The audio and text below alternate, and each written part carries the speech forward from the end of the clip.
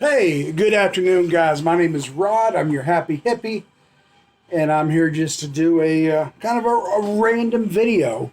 During the summer, I was doing a thing called Three Random Picks, where I had put a freeze on purchasing music, buying albums, and I was going back and really getting into my collection. And I was showing once a week, I'd show like three different albums I had pulled out that had been a long time since I listened to.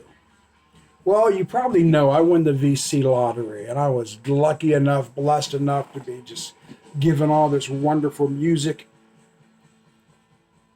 But now I'm kind of going back and digging through my older albums again. I got some great new music to listen to over the summer and the last couple months, just wonderful stuff, like I said. But now I'm digging back into my collection. But I want to show a couple of things I've got recently before I start that. I saw JT's Record Room show this record, Cherry People. And right away, it popped in my head. I have a copy of this record, and it's stored in what is essentially an old abandoned building right now. It used to be an antique shop. A friend of mine bought it. It used to be a comic book store. It's an old comic book store that sold baseball cards and everything. Place was a wreck, still had all the inventory in it. Well, it's getting delayed. The city's delaying us opening it as a store. We wanted to turn it into a book and record store. And I've got a lot of stuff in there, and I remembered having this there. And JT showed it, and he said it was a pretty decent album. I remembered it, so I went down there and I went in that old building, and I pulled that out and a few other ones out. I'm really glad I did.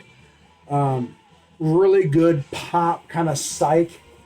More pop than psych, but not bubblegum pop. Cherry People. Definitely sounds like the early 70s. I think it was released in, I don't have the release year in front of me, but it definitely sounds of the time.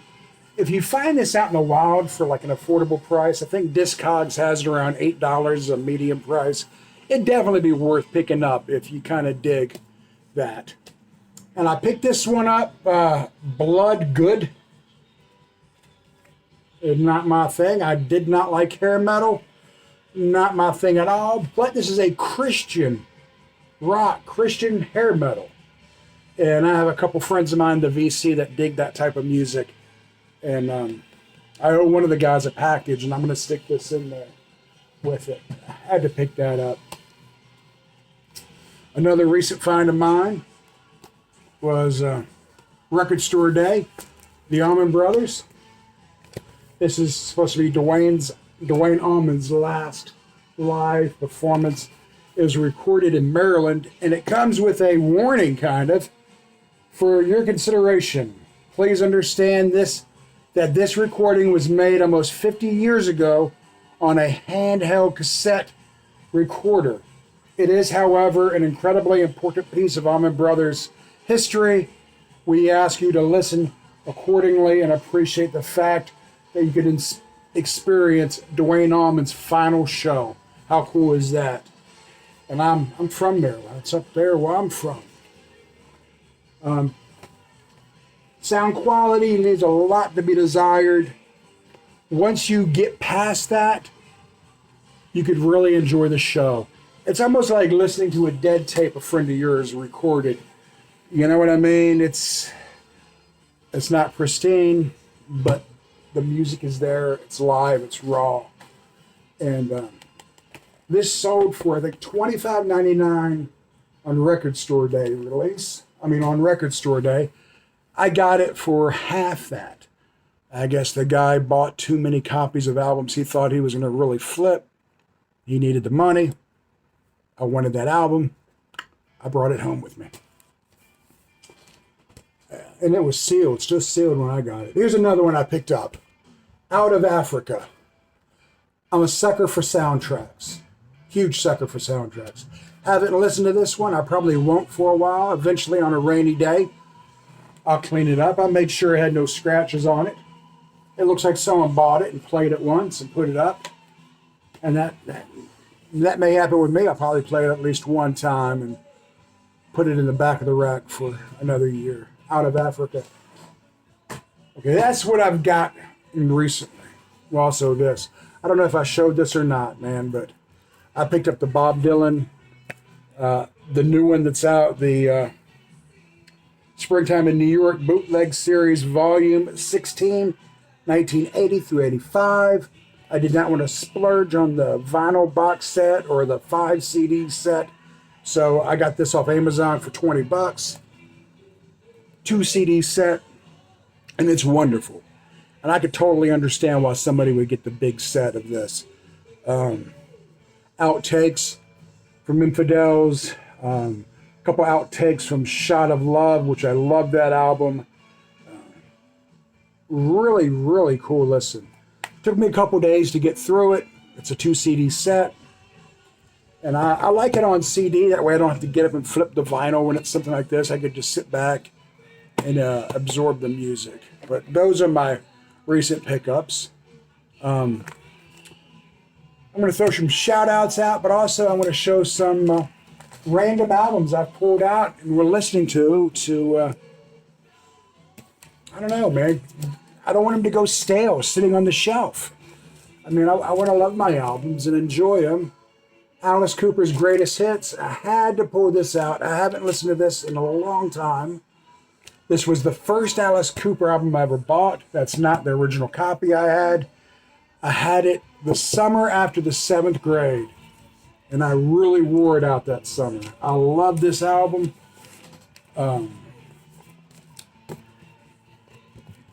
supposed to be one big picture, you know. This is the insert, and I remember as a kid, I had cut this insert and I opened it up like a poster, and it hung on my wall.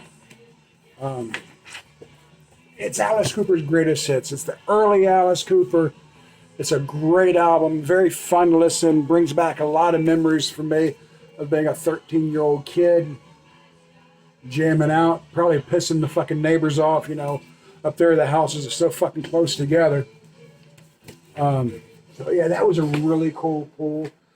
And when I grab these albums, I'm not doing like a whack-a-mole like Maz does, Mazzy. I kind of find a section and pull a random one out of it, you know. So, and this is one. Oh my gosh. Rock Your Baby, Mr. George, and I dropped the cover. Very cool album. I'll show you the record label.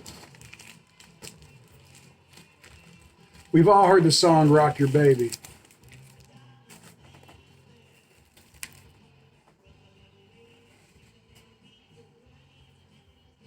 I love this album. And kind of it's the 70s, man. Look at the blue jean outfit he's wearing. My gosh. Kind of a funky soul. If you're not familiar with this cat, I'm sure you've heard the song Rock Your Baby if you listened to the radio back in the 70s. But I listened to the whole album again, and it's a really fun album. Don't hear a lot about that guy. I don't see these records out, at least in the area where I live. You rarely see his music. So if you do, I encourage you to purchase it. If you dig that kind of 70s soul music. Almost looks like it'd be a country album. Him rocking his blue jeans. So I enjoyed that one the other day. And this is one that's being reissued. David Crosby. The cover is beat to hell, completely destroyed. But the vinyl is really good. I don't want to pull it out, but trust me, there's no scratches or anything.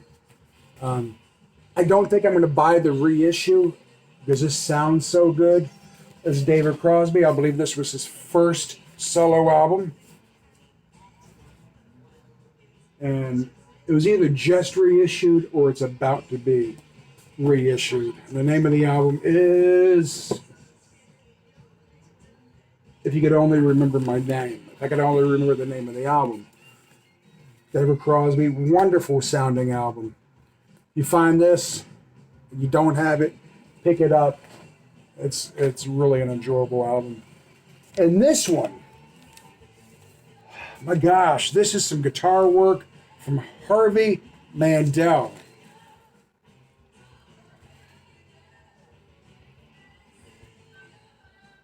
Harvey Mandel, wonderful guitar player.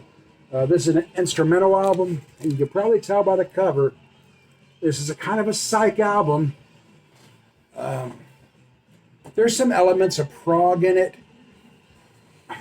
There's some kind of a jazzy licks in it at some point. But overall, it's a psych album. I'd call it psych. I'd keep it in my psych section. Harvey Mandel, a stereo copy. And you could get this for about $10 to $15.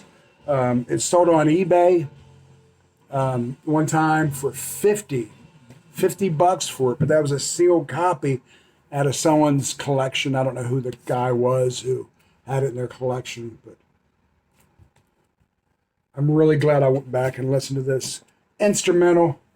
I'm going to flip my album. Oh, actually, it's still playing. You're not familiar with Harvey Mandel? Google some of his music, listen to it on Spotify. But I highly recommend this psych album, Harvey Mandel. Fantastic stuff. Okay, shout outs. If you're still watching, shout outs to JT's Record Room for reminding me about the Cherry People. Sam St. John, great young guy in the VC. 33 RPM vinyl, not to be confused with Channel 33. And Joe Mon, I want to throw a shout out to him. I'm going to spell it out. Joamon. Joe Mon, really cool guy. Let's get him up in subscribers, man. I hung out with him one time here in the man cave, eating pizza and drinking beer. He's a fantastic artist. If you know Vinyl Talk with Tavis, the little logo he has, Joe Mon actually drew that for him. Great guy, wonderful channel. Let's check him out and give him some subs. I hope oh yeah, I'm wearing a Gene Simmons shirt. And this was a gift from a friend of mine, Johnny, AKA Felix. We call him Felix because he got Felix the cat tattooed on his arm. And he also gave me a t-shirt from his hot sauce. And I'm going to show that in my next video because I forgot to bring it into the room. But he has a hot sauce company. And I've had the hot sauce. It's amazing hot sauce. But I want to thank him for this shirt and his wife, Verica, for this shirt. Peace. I hope everyone's doing good.